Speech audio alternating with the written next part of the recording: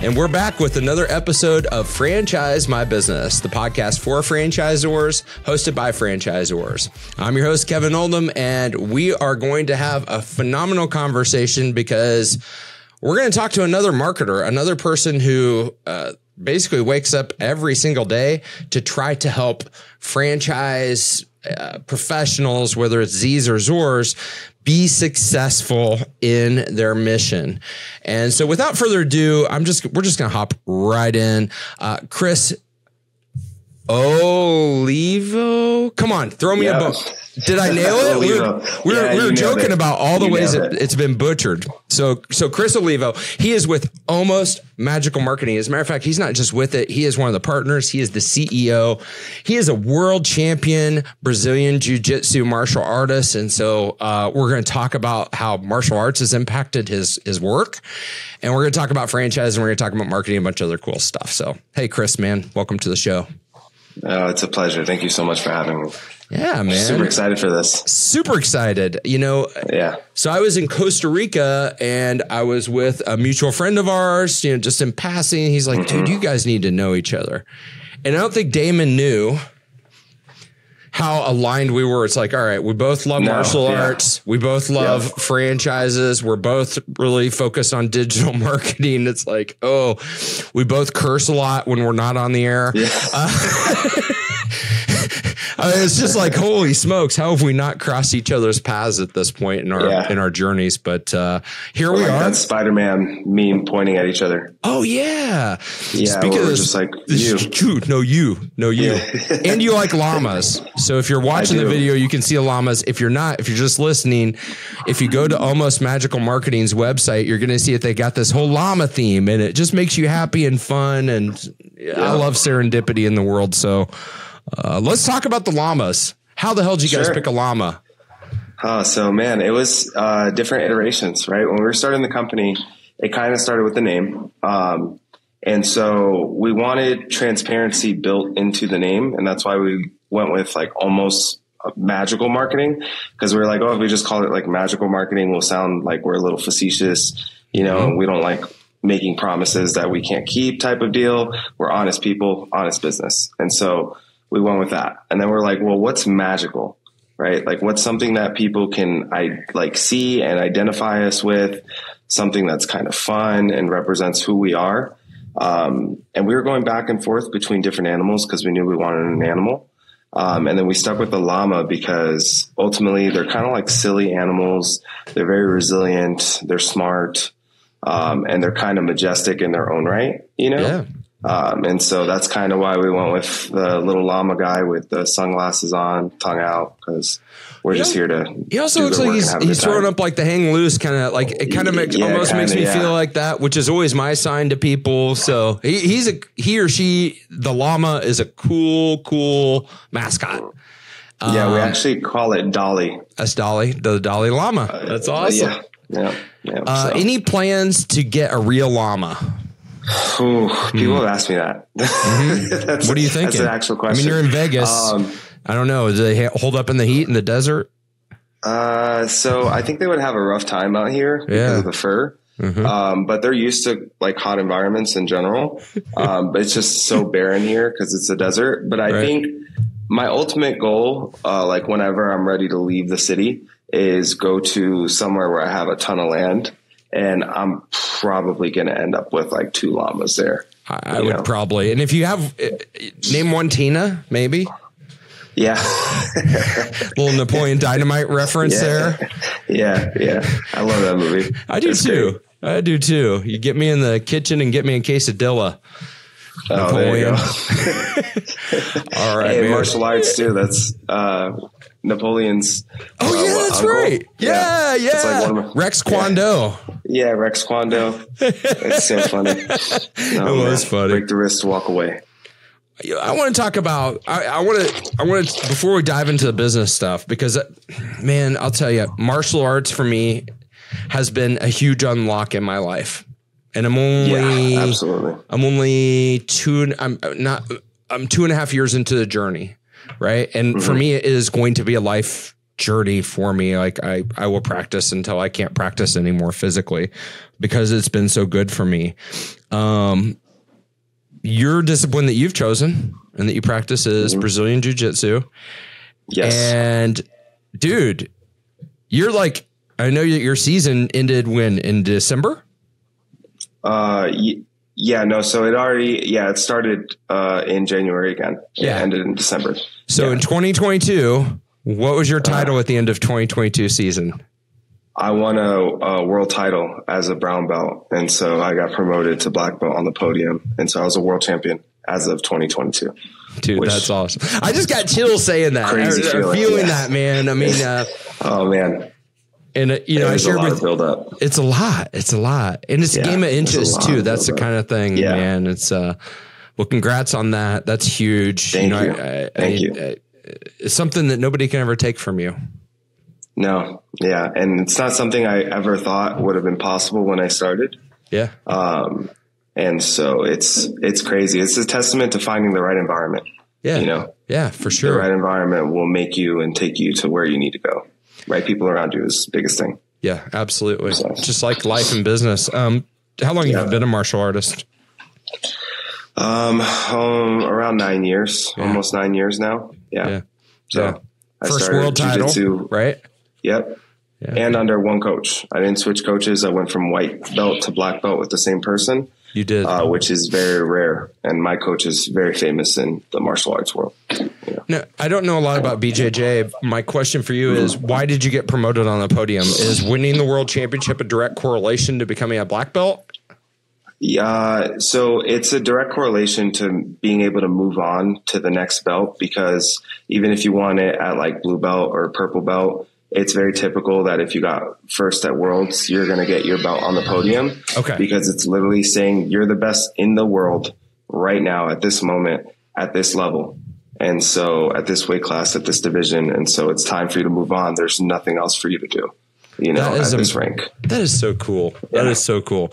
Yeah. Because in my discipline, which is Taekwondo, I mean, first of all, the journey of black belt's 3 years, not like a decade. Mm-hmm. I know that you guys have a lot longer path, but you're typically not, you have a testing and it doesn't happen on a podium. So like, what a cool like combination of events that would happen. Yeah. Did you cry? Yeah.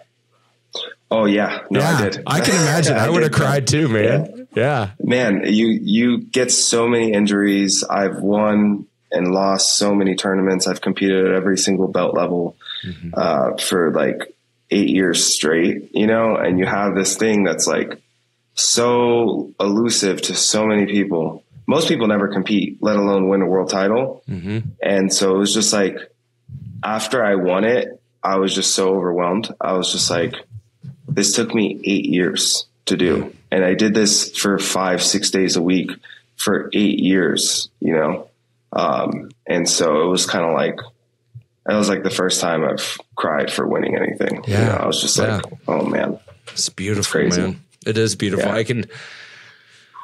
I can almost feel the emotions myself, having, won events and lost events, and, it is emotional, and the ultimate sign of your commitment to hard work. So, all right, so let's talk about marketing and franchises, man. I mean, that's like the other thing that you and I are very similar in the fact that we wake up, we work on marketing franchises, we work on martial arts at some point during the day ourselves, and probably sleep. So it's a pretty simple life, but it's also complex because marketing for franchises is not simple.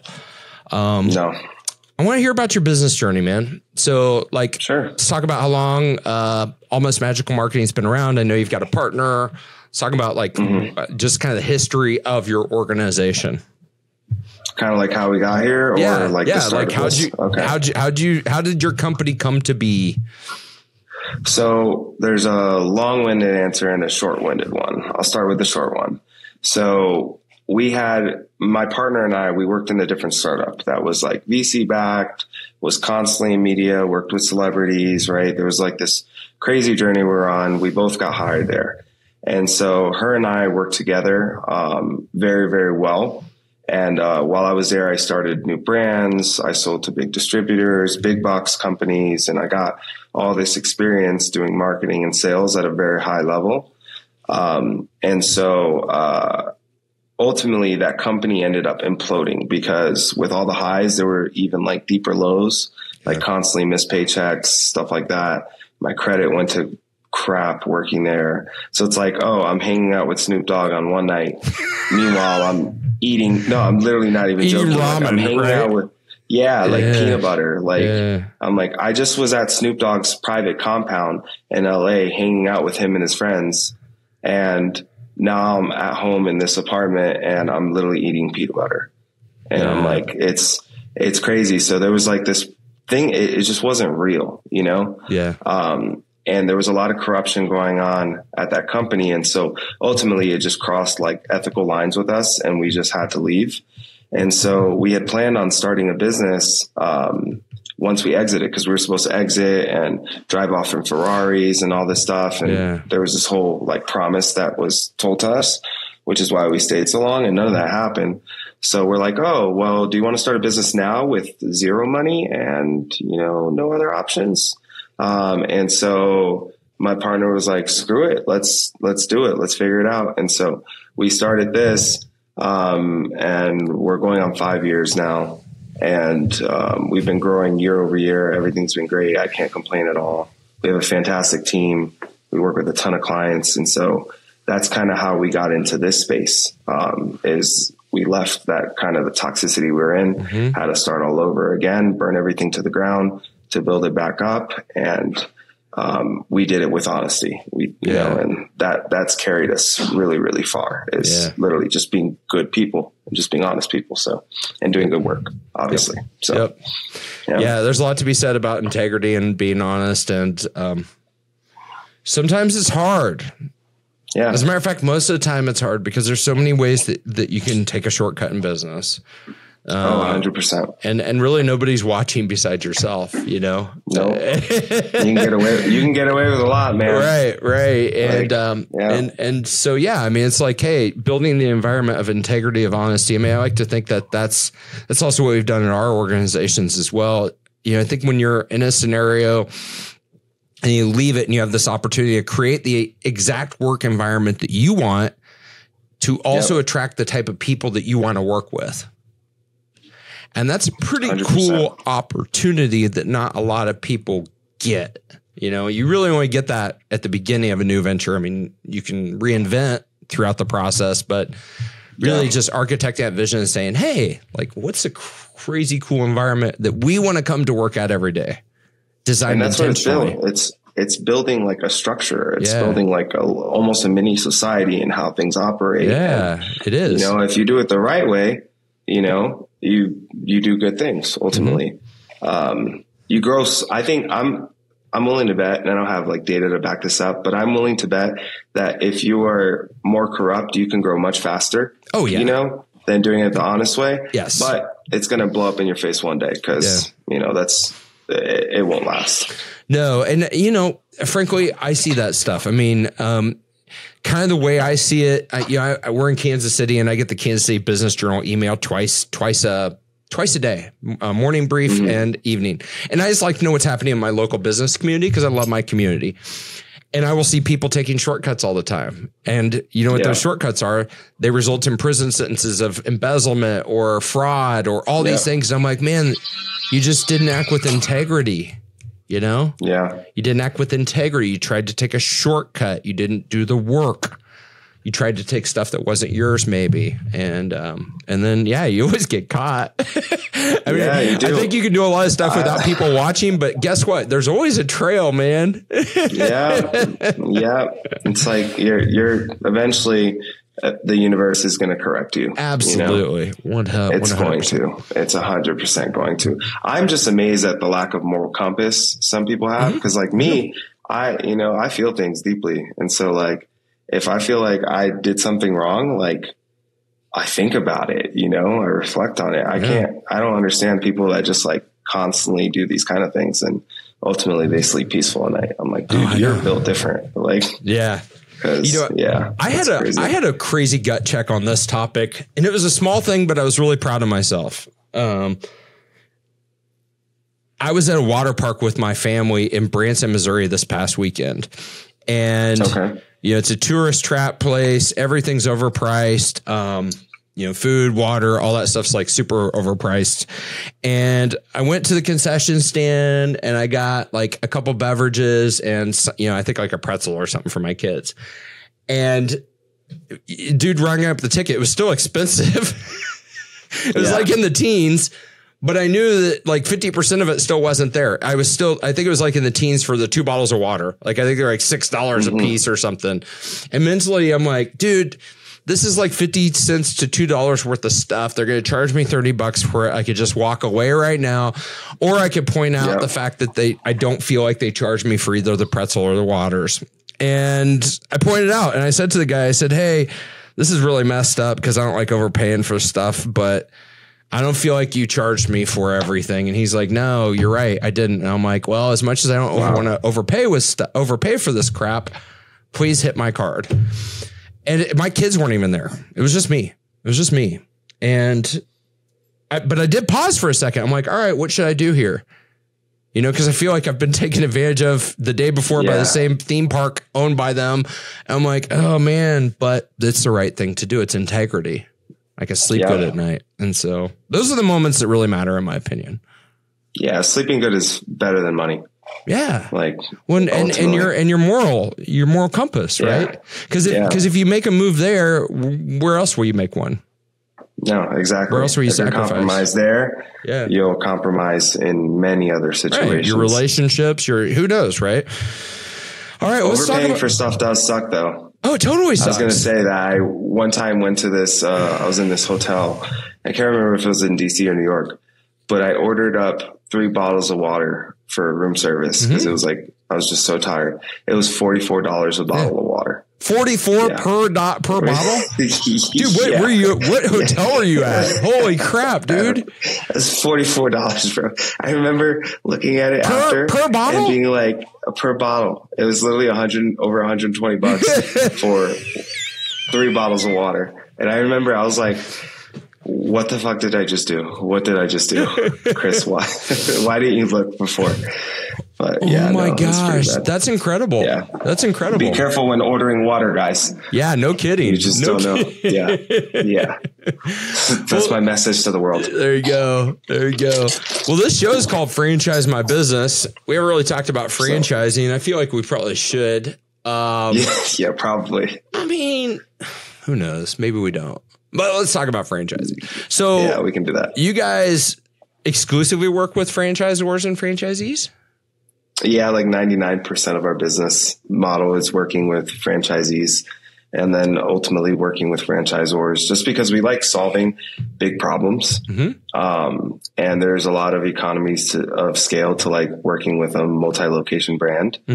And so that's been the traditional part of our like core business is working with those kind of concepts. Yep. Yeah. We take other people here and there for other stuff if we like the business and really think that we can help. But that's our main focus is multi-location. That's awesome. And you said you work with the Z's a lot, not necessarily the Zors. So is that kind of been your approach, or are you going in through the franchise organization and structuring, becoming a preferred vendor, or are you working from the personal relationship perspective at the location level? Like how do you guys work? Sure. So traditionally what we've done was work through the franchisees to the Zor, right? You get enough of the franchisees happy, they tell the Zor. Yep. Right. And so that's kind of how, with one of the brands we work with, how we started becoming like we're a mandatory vendor for like their grand openings and stuff like that. So, which is why we wrote that book that we wrote. But hold on, what book? It's called The Grand Opening Game Plan. That's the other thing we forgot to talk about. The guy and the gal who wrote the book on grand openings for franchises. I read it this past weekend. It's a great read. So pick it up on Amazon. It's called The Grand Opening. What? Game Plan? Game Plan. Boom. Game plan. Yeah. There you go. Just kind of like a step-by-step approach to opening a brand new business, mostly for brick and mortar, but you can apply it to online too. For sure. And so that's how we started working with the Azores. Was we were making all the franchisees happy, and then eventually the Azores wanted to meet us and stuff like that. We're at the point now where we're more so approaching the Azores because we've kind of built that network a little bit better. And so, I mean, we don't mind if we're going through a Z. Ultimately, we're looking to solve big problems. And so our goal is to work at the top level and say, hey, you know, you have all these marketing issues just like any other brand does. We can solve this one, you know, kind of deal. And so that's kind of how we work now. Yeah, no, I love it. And that's the same thing, you know, that I've loved about the industry. It's like, hey, you can, say you go do some great work for, you know, franchise location. A lot of that work is replicable. It's got to be changed and whatnot, but you know, it's replicable across the entire system. And that's where some of the economies of scale come in for us as marketers, which is a highly human and complex type of business. You know, digital marketing today is just complex as it can ever be. Right. And it's not getting more simple. So, that's awesome, man. And, when you guys are, so you get to run the grand openings, you're like a mandatory vendor to help with grand openings with one of your systems. How many of those are you guys running in a year? Over 100. That's awesome. Yeah. Yeah. So like one every 3 days. Quite a bit. Yeah. Yeah, quite a bit. Multiple ones each month. There's some slow periods, like it depends on the business type too. Like certain businesses, they don't want to open up like fourth quarter, you know, because they don't make any money fourth quarter. So it depends a little bit on the fluctuation, but yeah, there's quite a bit. We've done a lot. So you have. What do you think so one of the things I've noticed on franchising, particularly because I see a lot of franchise applications come through for my franchise system for Azores that we've partnered with. And I'm starting to see a trend. And even when I look at my channel statistics, whether it's this podcast or YouTube, the age demographic for somebody who's at least absorbing our content, and a lot of people are thinking about investing in franchises, is not somebody who's necessarily older anymore. I'm starting to see more people in their 20s look at franchise ownership as a great path to entrepreneurship. Are you seeing the same thing? Yeah, honestly, a lot. Well, I've kind of seen a trend over the last like 2 years where the franchisees are getting younger and younger. Whereas like when we first started, it wasn't the case. I think like the youngest one we worked with was like right at 40 years old. Or like very late 30s. Whereas now I've seen them late 20s, like 28, 27. But it makes sense though, because like at the end of the day, we're in our own way. If you own a business, we're all kind of doing the same thing, unless you're carving out a brand new industry. We're all operating models that already exist. Yeah. You know what I mean? Yep. And so we're just operating them in our own way, serving a specific kind of customer with a specific kind of solution. But ultimately it's not like your business, my business, the smoothie place down the road, the restaurant. A restaurant's a restaurant, right? And there's so many different concepts out there and so many models that are proven that franchises ultimately are the ones who have everything documented. And have everything outlined, like, right. Like that's we might be like running the same model. Yeah, exactly. They've already got a proven model. And if you're going to start a business, unless you're the next big thing, unless you're going to invent the next blockchain or be the next big breakthrough in AI, like you're going to go with a proven model. Right. Right. Yeah. That's just doesn't make sense not to. So yeah. And particularly, a lot of smart. Yeah, they are. And those other things, cause I've been it's kind of weird throughout my career. Like I started not career, but let's just say over the past decade, I was doing investing in early stage startups through a business incubator and accelerator here in Kansas City called Beta Blocks. I loved my my companies that I would help, throughout their 6-month, as they come in as a cohort throughout their 6-month curriculum. The thing I didn't like was the fact that everything was new. Everything was new. Like they were all early stage trying to figure it out to get ready for demo day to pitch investors. Now, what I really like, my favorite business on planet Earth right now, and they're really hard to identify, is when, and I always use the example of a baker, the cookie baker, just as a prototypical business owner. When the baker looks around and says, hey, I've got an amazing bakery. People love my stuff. And instead of opening up another location, I think I'm just going to replicate this bad boy and share it with the world, other entrepreneurs. Yeah. And that entrepreneur has already done the hard work and proven their business model. And so they're not in the startup phase. They're committed. And they're like, all right, not only am I committed, but I'm willing to sign up for a startup venture on top of my existing business, because the franchise is a startup and it's a new business legally and all sorts of things, particularly mentally more than anything. But I like that journey. I like that startup journey. I like the emerging franchise, the startup franchise space, because there's that all of that energy and all of that work. It's kind of like when you or I got our first podiums, right? It's like, hey, you've been training, you've been doing all this stuff, and then all of a sudden you get this third party validation that your work paid off and it was noticed by somebody. And when you sell your first franchise, it's like, oh my gosh, we built something somebody else wants. Yeah. Yeah. No, literally, it's pretty cool. Like that's really dope. Like that's probably one of the coolest things you could ever do is build something that another business system that another entrepreneur would want. Yeah. Think about it. You're sharing a piece of the pie with someone. Ultimately, you're like, hey, I built this thing. I know it works. Let's go. Take it. Yeah, let's go. Right. Let's ride along together. Get your own success with it. My success is your success at this point. I know. So it's pretty cool. It is. And I think that's the other thing I love about franchises, man. It's like the alignment between Z and Zor and all the Z's together, as long as they're, not in a culture where they think that they're competitive. You get a culture of collaboration and this big team type of thing. So, if you're somebody who's thinking about franchising, know that you're going to have a huge impact on the world. Yeah. By making that decision, absolutely are. You're going to impact entrepreneurs' lives. You're going to impact customers that come to those entrepreneurs that you will never know. You may just see them on a royalty sheet one day. Right. Yeah. And so, it's a fun model. That's a fun model. It is. To operate a business, it comes down to providing value. So the moment you start doing that, you are providing tremendous value. If your business is successful, then ultimately you're providing a tremendous value to society.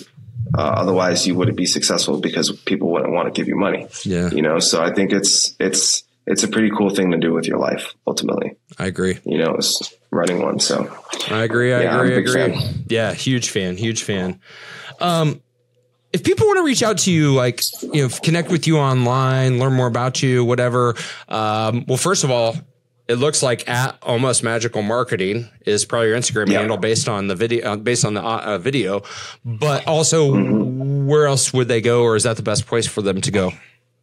So you could look up my company at almostmagicalmarketing.com or almostmagical.com if you can't remember that. And then if you're looking for me specifically and just want to interact with some of my content or stuff like that, I'm at the Kris Olivo, KrisOlivo on every platform. So you can find me on whatever platform. Yeah. The Kris Olivo, or if you go through Almost Magical Marketing, we'll see it eventually. So. Awesome, man. Awesome. I deeply appreciate you taking time to share your story and your journey with folks, man. This is awesome. And I got a feeling we're going to be doing work together behind the scenes. Just two guys who are aligned so much and have companies that probably can help each other. So look out, world, for us maybe teaming up on projects and helping franchisees and franchisors do amazing things. Until next time, sorry. Oh, no, I was just saying, I'm excited for it, man. Yeah, for sure. For sure. All boats rise. All boats rise. Yeah. Facts. Until next time, I'm your host, Kevin Oldham, and I just have two asks. Number one, if you got value from today's conversation with Kris, I would love it if you subscribed or sent this episode to one person who may be impacted by it. And number two, we would love your reviews, kind of like operating in an echo chamber. We don't get a lot of feedback from our podcast besides the reviews. So if you feel so inclined, please leave it. I read every single one. Until next time, I hope that you have a phenomenal week and be blessed.